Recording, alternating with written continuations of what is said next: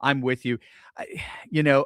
Pam has done a great job in some respects. I mean, we have to, give her due.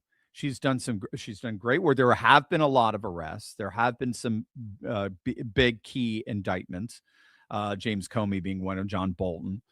And she has a near perfect record of wins at the Supreme Court. Remember, that's the Justice Department having to argue that, defending all of these insane injunctions from these federal judges.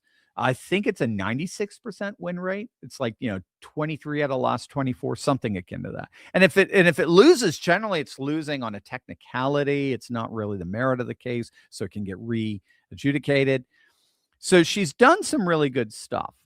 But I know until we start seeing them purple walks, a lot of us are going to be like, this is not what we voted for. We didn't vote for process. We voted for punishment.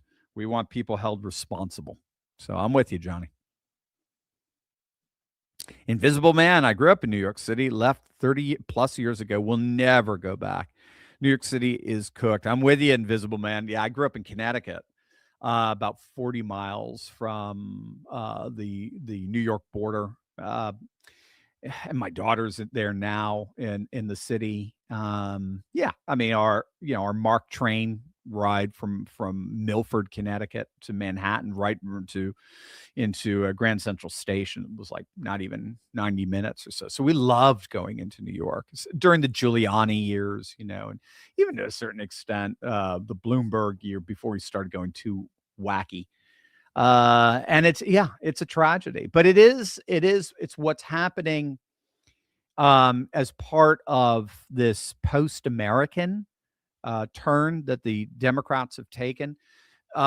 What I think the Democrats thought that by importing their new voting base, that's why they had open borders. That's why they had incredibly liberal. We had incredibly liberal immigration standards and so on. The idea was that this would keep the Democrat establishment in power in perpetuity.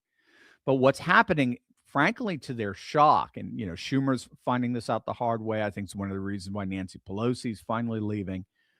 What they're finding out to their shock is that they're being replaced, and they're being replaced by literal, non-Americans or people who were voted, or people who were born outside of America who've been brought in, and now they're voting not according to Democrat identity. They're voting according to their ethnic identity or multi-ethnic identity. And so this is why I say in the end we're going to have some kind of nationalism. The world is reconstituting. It's literally re-territorializing away from the centralized control of establishment globalists, and now it's reconstituting at the local level, so that it's now the operative frames of reference for politics is no longer these liberal international protocols. Now it's nation, culture, custom, tradition, religion, ethnicity, race. So inevitably, politics will either be civic nationalists, like Make America Great Again, or increasingly ethno-nationalists, like we're seeing with BLM or La Raza. So the media always wants to try to point the finger at the ethno-nationalists on the right, but we're all ethno-nationalists now in some way, shape, or form.